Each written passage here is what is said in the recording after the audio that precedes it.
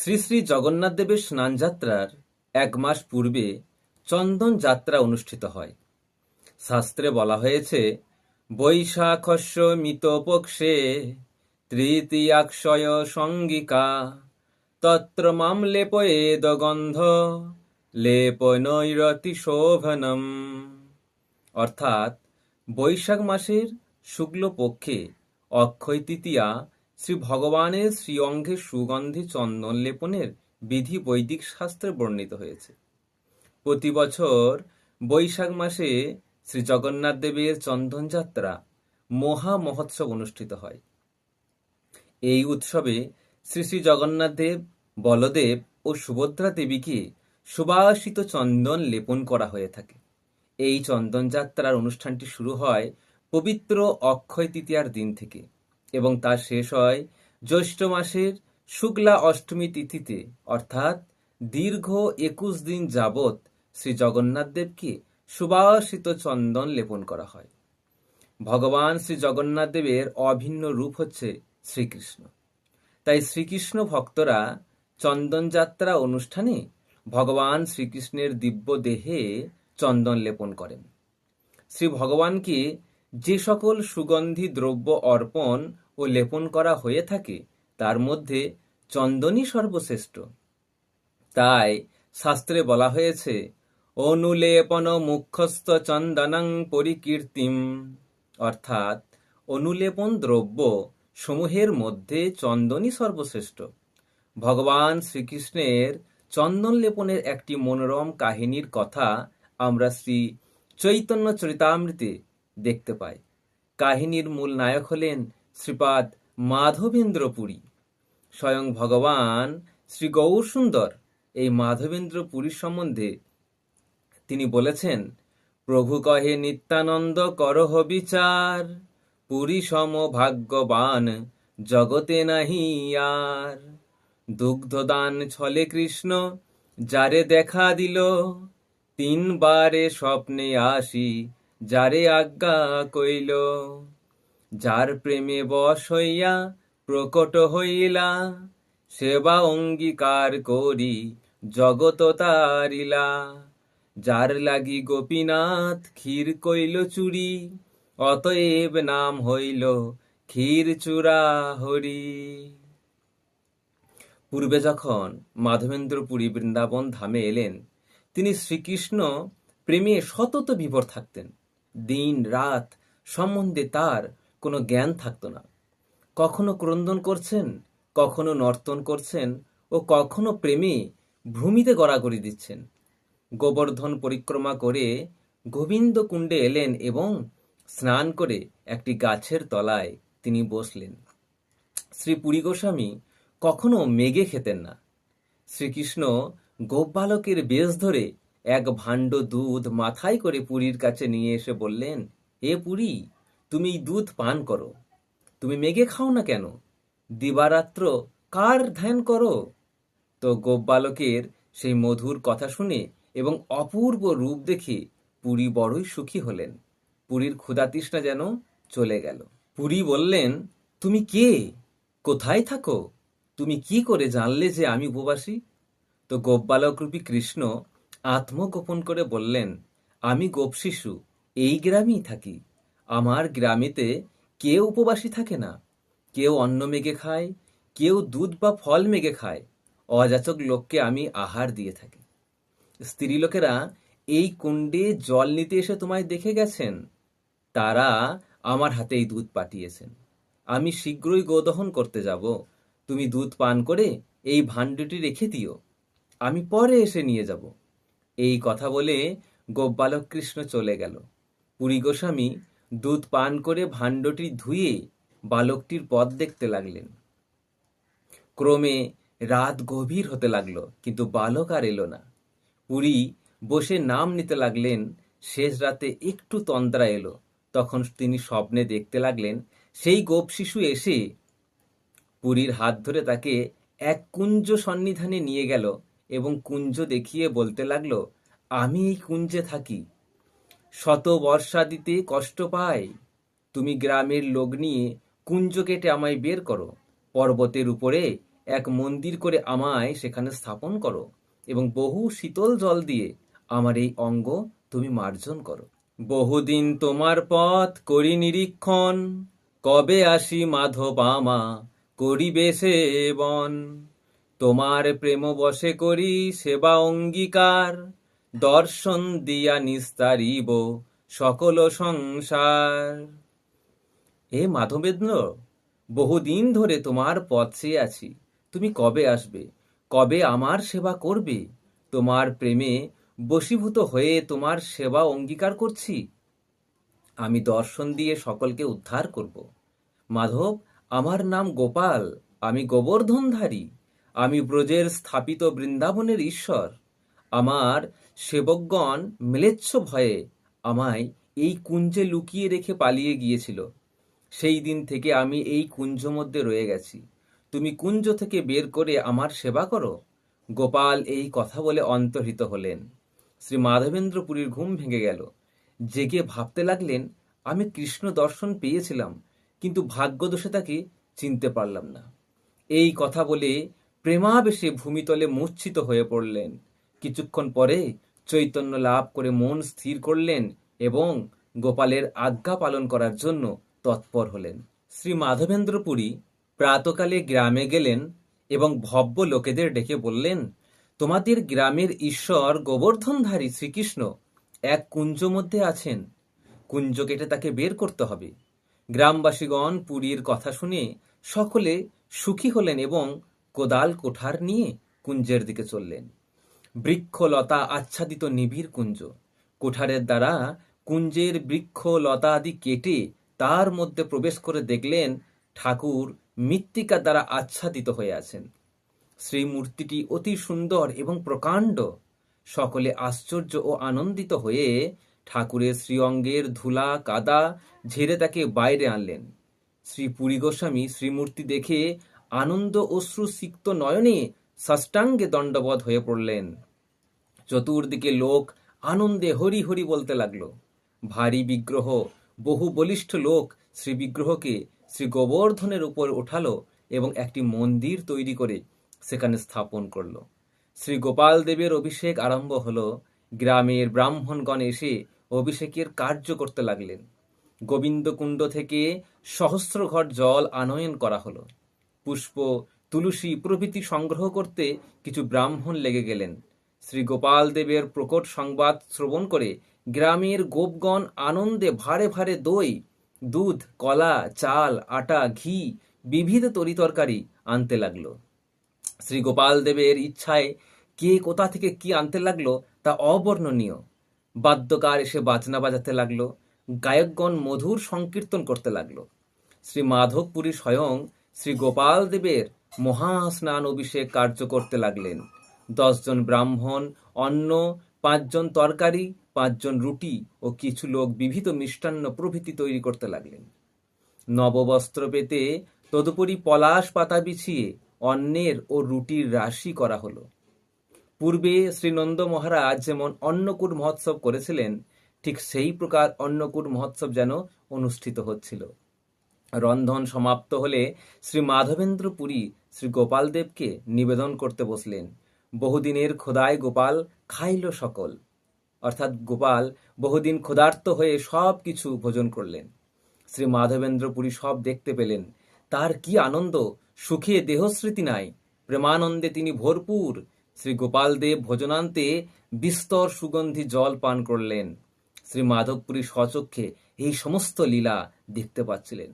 শ্রী গোপাল সবকিছু ভোজন করলেও তাঁর দিব্য শ্রীহস্ত স্পর্শে সবকিছুই পূর্ণভাবেই রয়ে গেল। শ্রী মাধবেন্দ্র পুরী গোপালকে আচমন করিয়ে তাম্বুল দিলেন এবং পরে শয়ন করালেন। অতঃপর শ্রী মাধবেন্দ্র পুরী প্রসাদ পাওয়ার জন্য সকলকে আদেশ করলেন। আগে ব্রাহ্মণ ব্রাহ্মণীদের ভোজন করানো হলো, পরে দিন দুঃখী সকলের ভোজন হলো। শ্রীপুরীর প্রভাব দেখে সকলে আশ্চর্য হলো। শ্রী পুরী গোস্বামী সারাদিন পরিশ্রম করবার পর রাত্রে কিছু দুগ্ধ পান করলেন। শ্রীকৃষ্ণ প্রেমানন্দে শ্রী মাধবেন্দ্র পুরীর ক্ষুধা তৃষ্ণা মোটেই নেই। পরদিন প্রাতকালে অন্যান্য গ্রামের লোকজন আগের দিনের ন্যায় সেবা সম্ভার নিয়ে এলো। সেদিনেও সেই রূপ অন্নকূট মহোৎসব হলো। ব্রজবাসী লোকের কৃষ্ণে সহজ প্রীতি, গোপালের সহজ প্রীতি ব্রজবাসী প্রতি। তো ব্রজবাসীগণ শ্রীকৃষ্ণ ব্যতীত আর কিছুই জানে না। কৃষ্ণ ব্রজবাসী ভিন্ন আর কিছু জানেন না। ব্রজজনের প্রতি শ্রীকৃষ্ণের স্বাভাবিক প্রীতি। অনন্তর দিনের পর দিন অন্নকূট হতে লাগলো। গোপালকে বহু বস্ত্রালঙ্কার ভক্তগণ অর্পণ করতে লাগলেন। গোপালদেব 10,000 গাভী দান পেলেন। গোপালের সেবা দেখে পুরীর মনে বড়ই আনন্দ হলো। গৌড় দেশ থেকে আগত 2 বৈরাগী ব্রাহ্মণকে শিষ্য করে শ্রী মাধবেন্দ্র পুরী তাদের গোপালের সেবার ভার দিলেন। ভক্তবৎসল ভগবান ভক্তের সঙ্গেই লীলা করেন। একদিন শ্রী গোপালদেব শ্রী মাধবেন্দ্র পুরীকে স্বপ্নে বললেন, হে মাধবেন্দ্র পুরী, আমার অঙ্গতাপ যাচ্ছে না। তুমি যদি নীলাচল থেকে মলয়ের চন্দন ও কর্পূর এনে আমার অঙ্গে প্রলেপ দিতে পারো, তবেই আমার অঙ্গতাপ নিবৃত হবে। পুরীপাদ বললেন, ঠাকুর, আমি বৃদ্ধ হয়েছি, তোমার এই সেবা করতে কি আর পারবো? তো গোপাল বললেন, পুরী, তুমিই করতে পারবে, তোমাকেই করতে হবে, অন্যের দ্বারা হবে না। পুরীর স্বপ্ন ভঙ্গ হলো। স্বপ্ন কথা স্মরণ করে প্রেমে বিহ্বল হতে লাগলেন। গোপাল আমাকে আদেশ করেছেন চন্দন কর্পূর আনতে। আহা, গোপালের কত করুণা! শ্রী মাধবপুরী বৃদ্ধ, তবুও তাকেই মলয়ের চন্দন আনতে আদেশ করলেন। শ্রী মাধবপুরী শ্রী গোপাল দেবের আজ্ঞা শিরে ধারণ করে মলয় চন্দন আনবার জন্য নীলাচলের দিকে চললেন। শ্রী মাধবপুরী ক্রমে ক্রমে চলতে চলতে গৌড় দেশে এলেন।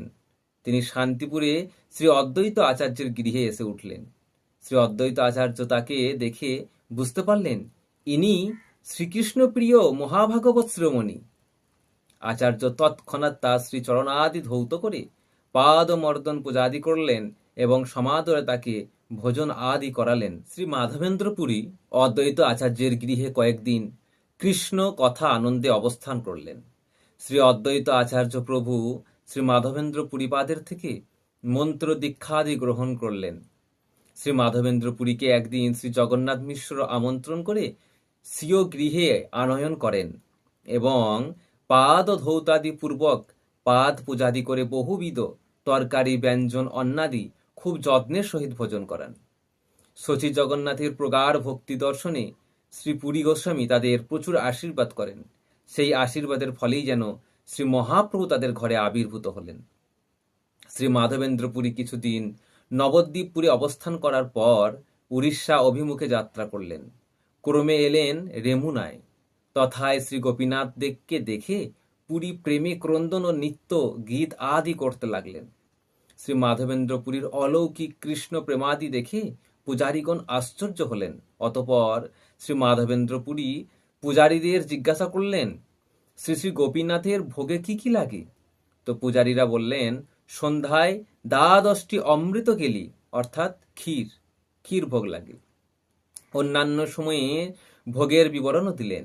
শ্রী মাধবেন্দ্র পুরী অমৃত কেলির নাম শুনে চিন্তা করতে লাগলেন, অমৃত কেলির স্বাদ কি তা যদি আমি বুঝতে পারি, তাহলে আমার গোপালকেও ঠিক সেই রকম ভোগ দেবার চেষ্টা করতে পারি। কিছুক্ষণ পরে পুরী গোস্বামী আবার চিন্তা করলেন, আমার অপরাধ হয়েছে, কারণ ঠাকুরকে ভোগ দেবার পূর্বেই আমি তার স্বাদ নিতে চেয়েছি। পুরী গোস্বামী এই সমস্ত কথা ভেবে সেখান থেকে কিছু দূরে এক শূন্য হাটে রাত্রে সেখানে নাম কীর্তনে স্মরণ করতে করতে তিনি রাত্রি যাপন করলেন। এদিকে পূজারী ঠাকুর শয়ন দিয়ে নিজের অন্যান্য সমস্ত কর্ম সেরে শয়ন করলেন। একটু নিদ্রিত হতেই পূজারীকে গোপীনাথ স্বপ্নে বলছেন, পূজারী, ও পূজারী, ওঠো, আমি আমার বস্ত্র অঞ্চলের আড়ালে একটি ক্ষীর ভাণ্ড লুকিয়ে রেখেছি। মাধবপুরী নামে এক সন্ন্যাসী ওই শূন্য হাটে বসে নাম করছে, তাকে এই ভাণ্ড দিয়ে এসো। পূজারী অদ্ভুত স্বপ্ন দেখে তৎক্ষণাৎ শয্যা থেকে উঠলেন এবং স্নান করে মন্দিরে প্রবেশ করে দেখলেন শ্রী গোপীনাথের অঞ্চলের নিচে একটি ক্ষীর ভাণ্ড রয়েছে। তিনি তৎক্ষণাৎ সেই ক্ষীর ভাণ্ড নিয়ে হাটে এলেন এবং কোথায় মাধবপুরী বলে খোঁজ করতে লাগলেন। দেখলেন এক সন্ন্যাসী অশ্রুসিক্ত নয়নে ভগবানের নাম করছেন। পূজারী দেখি বুঝতে পারলেন এই সেই মাধবেন্দ্রপুরী। তথাপি বললেন, আপনি কি মাধবেন্দ্রপুরী? গোপীনাথ আপনার জন্য ক্ষীর পাঠিয়েছে, এই ক্ষীর নিয়ে সুখে ভোজন করুন। পুরী গোস্বামী পূজারীর কথা শ্রবণে আশ্চর্য হলেন। গোপীনাথ তার জন্য এত রাত্রে ক্ষীর পাঠিয়ে দিয়েছেন? গোপীনাথের কৃপা স্মরণে শ্রীপুরীপাদের নয়ন দিয়ে ঝরঝর ধারে প্রেমাশ্রু ঝরতে লাগলো। অধমের প্রতি গোপীনাথের এত করুণা!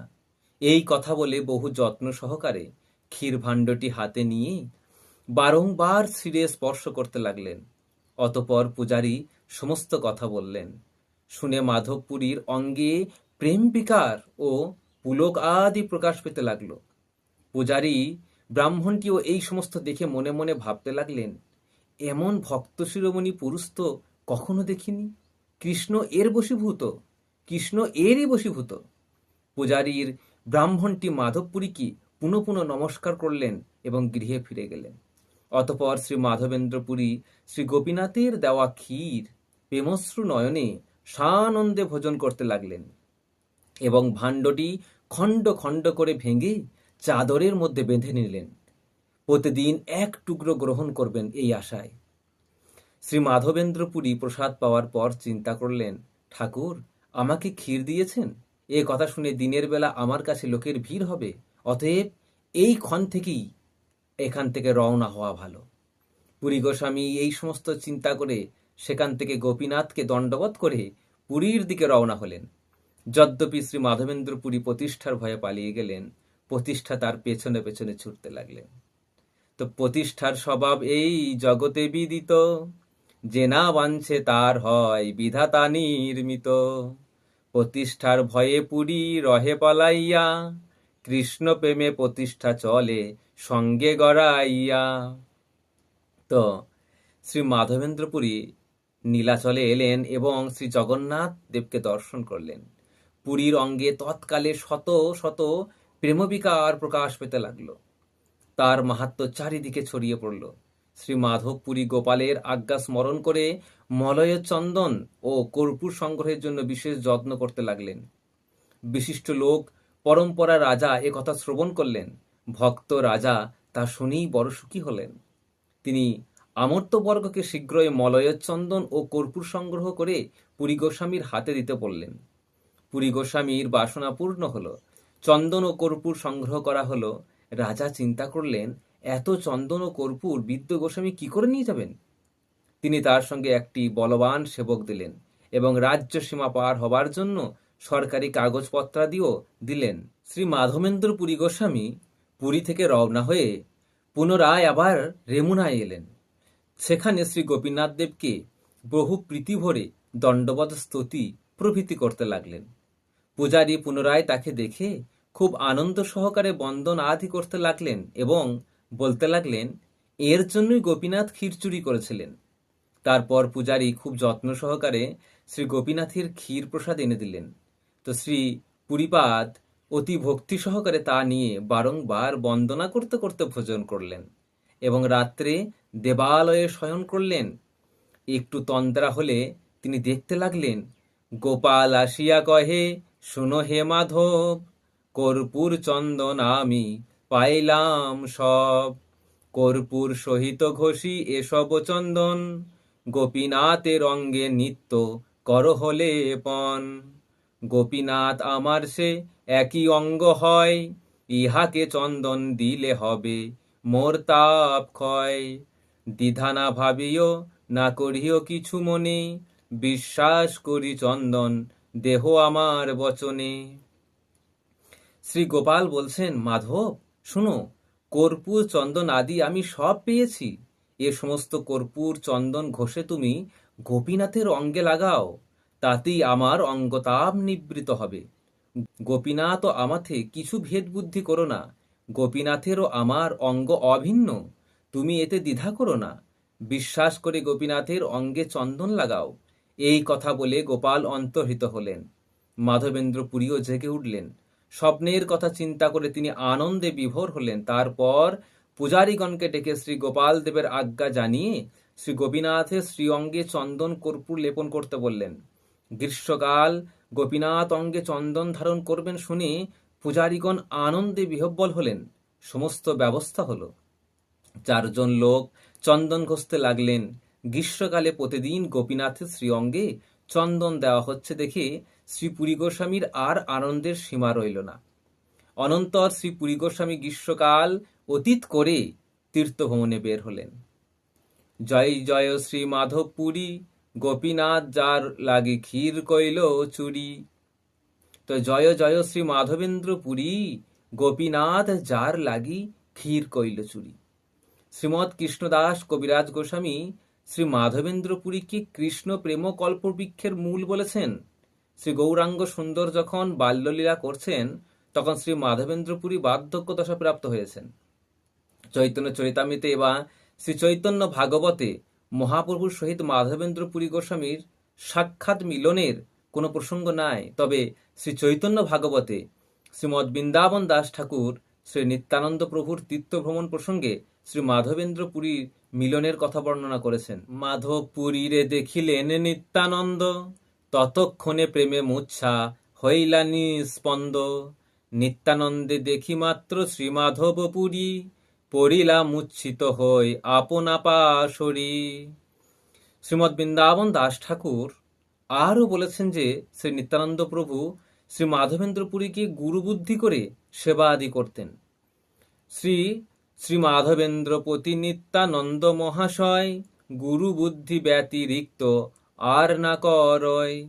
শ্রী নিত্যানন্দ প্রভু শ্রী মাধবেন্দ্র পুরীর সঙ্গে কিছুদিন তীর্থ ভ্রমণ আদি করেছিলেন। শ্রী নিত্যানন্দ প্রভুকে পেয়ে শ্রী মাধবেন্দ্র পুরী কত সুখী হয়েছিলেন তা শ্রী বৃন্দাবন দাস ঠাকুর এইভাবে বলেছেন। জানিলু কৃষ্ণের কৃপা আছে মোর প্রতি, নিত্যানন্দ হেন বন্ধু পাইনু সংহতি। যে সে স্থানে যদি নিত্যানন্দ সঙ্গ হয়, সেই স্থান সর্বতীর্থ বৈকুণ্ঠাদি হয়। শ্রী নিত্যানন্দ প্রভু কিছুদিন শ্রী মাধবেন্দ্র পুরীর সঙ্গে থাকার পর বৃন্দাবনে চলে আসেন। শ্রী মাধবেন্দ্র পুরীও দক্ষিণ দেশে তীর্থভ্রমণে চলে যান। শ্রী মাধবেন্দ্র পুরীর সঙ্গে ঈশ্বরপুরী, শ্রীরঙ্গপুরী ও পরমানন্দপুরী প্রভৃতি সন্ন্যাসীগণ প্রায় সব সময়ই থাকতেন। শ্রী মাধবেন্দ্র পুরী অপ্রকটকালে এই শ্লোকটি উচ্চারণ করেন। অই দীন দয়াদ্র নাথে মথুরা নাথ, কদাবলোকস্যে হৃদয়ং তদলোককাতরং দয়িত ব্রহ্মাতি কিং কর্মমাহম। গৌড়ীয়গণ এই শ্লোকটিকে বিপ্রলম্ব রসের সারস্বরূপ মনে করেন। ভগবান শ্রী গৌরসুন্দর এই শ্লোক স্মরণ মাত্রই প্রেমাবিষ্ট হয়ে পড়তেন।